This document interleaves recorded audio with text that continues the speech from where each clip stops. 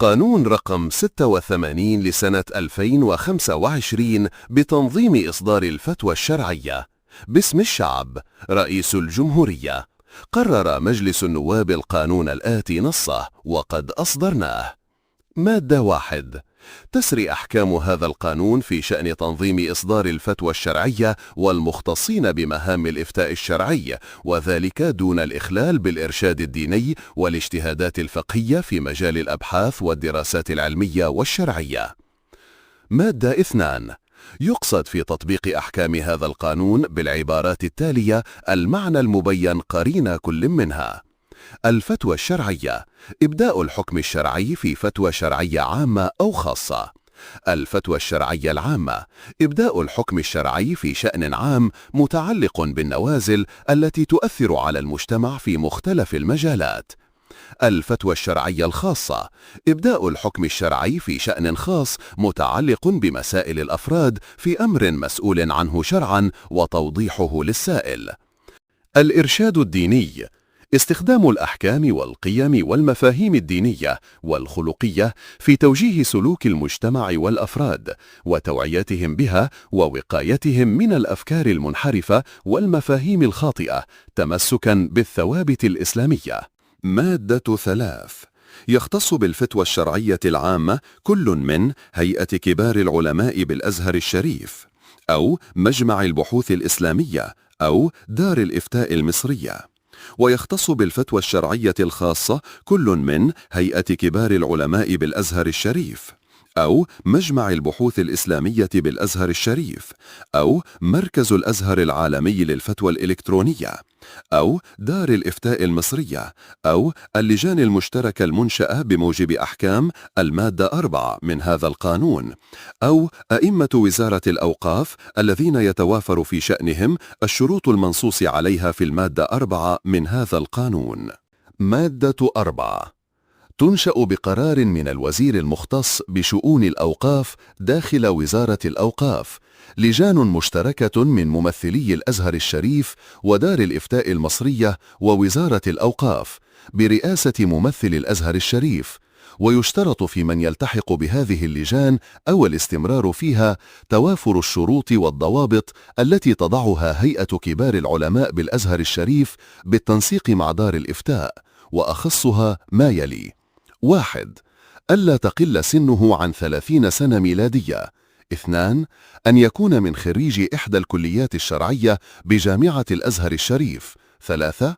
ألا يكون قد سبق الحكم عليه بعقوبة تأديبية. 4. أن يكون محمود السيرة وحسن السمعة معروفا بالورع والتقوى في ماضيه وحاضره. 5. أن يكون له إنتاج علمي منشور في أحد المذاهب الفقهية. 6. اجتيازه برامج التدريب والتأهيل التي تعدها هيئة كبار العلماء بالأزهر الشريف، ويتم التصديق على اجتياز هذه البرامج من رئيس هيئة كبار العلماء. وتضع هيئة كبار العلماء بالأزهر الشريف شروط منح الترخيص وحالات تقييده أو إلغائه ونوعه ومدته، ولا يعد الحصول على الترخيص تصريحا بالفتوى عبر الوسائل الصحفية أو الإعلامية أو مواقع وتطبيقات التواصل الاجتماعي إلا إذا ذكر ذلك صراحة في الترخيص. وفي حال مخالفة أي من شروط الترخيص يحق لهيئة كبار العلماء بالأزهر الشريف إصدار مذكرة بإلغائه يصدق عليها من الهيئة، ويصدر بها قرار تنفيذي من السلطة المختصة بحسب الأحوال، وذلك كله على النحو الذي تحدده اللائحة التنفيذية لهذا القانون.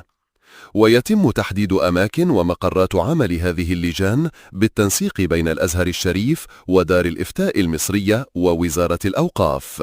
مادة 5. في حال عدم اجتياز طالب الترخيص برامج التدريب والتأهيل المشار إليها بالمادة 4 من هذا القانون، لا يحق له التقدم بطلب آخر إلا بعد مرور عام من تاريخ إعلان النتيجة. مادة 6. تعمل اللجان المشتركة المنشأة بالمادة 4 من هذا القانون على الربط الإلكتروني والهاتفي بمركز الأزهر العالمي للفتوى الإلكترونية ودار الإفتاء المصرية لتقديم الدعم اللازم والمتابعة المستمرة، وذلك على النحو الذي تبينه اللائحة التنفيذية لهذا القانون. مادة 7.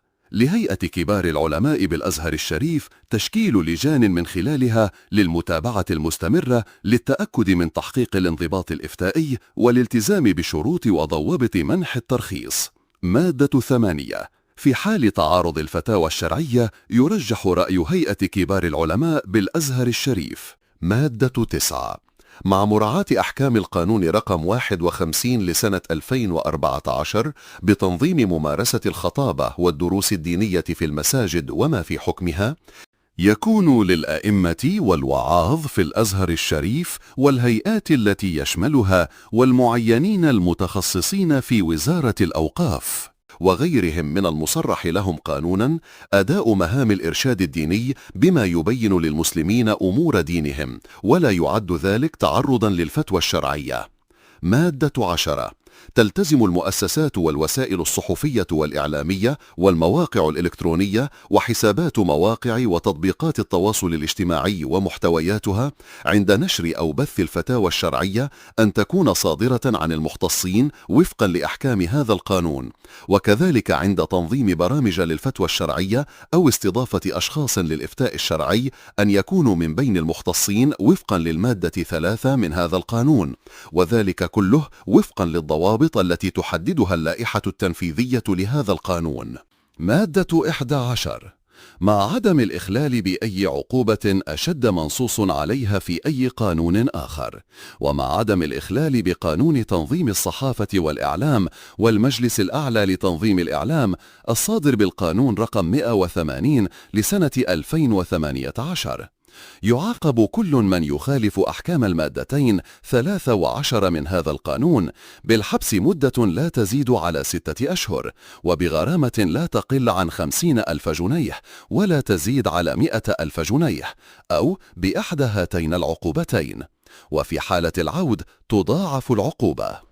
ويعاقب المسؤول عن الإدارة الفعلية للشخص الاعتباري بذات العقوبات عن الأفعال التي ترتكب بالمخالفة لأحكام هذا القانون متى ثبت علمه بها وكان إخلاله بواجبات الإدارة قد سهل وقوع الجريمة. ويكون الشخص الاعتباري مسؤولا بالتضامن عن الوفاء بما يحتم به من تعويضات إذا كانت المخالفة قد ارتكبت من أحد العاملين لديه وباسم الشخص الاعتباري ولصالحه. مادة 12. تصدر اللائحة التنفيذية لهذا القانون بقرار من رئيس مجلس الوزراء بناء على عرض الأزهر الشريف، وذلك خلال 6 أشهر من تاريخ العمل به. وتعد اللائحة التنفيذية لهذا القانون لجنة تشكلها هيئة كبار العلماء بالأزهر الشريف خلال شهر من تاريخ العمل بهذا القانون، تضم في عضويتها كلا من وزير الأوقاف ووكيل الأزهر الشريف ومفتي الجمهورية. مادة 13. ينشر هذا القانون في الجريدة الرسمية ويعمل به اعتبارا من اليوم التالي لتاريخ نشره. يبصم هذا القانون بخاتم الدولة وينفذ كقانون من قوانينها. صدر برئاسة الجمهورية في 14 ذي الحجة سنة 1446 هجرية، الموافق 10 يونيو سنة 2025. عبد الفتاح السيسي.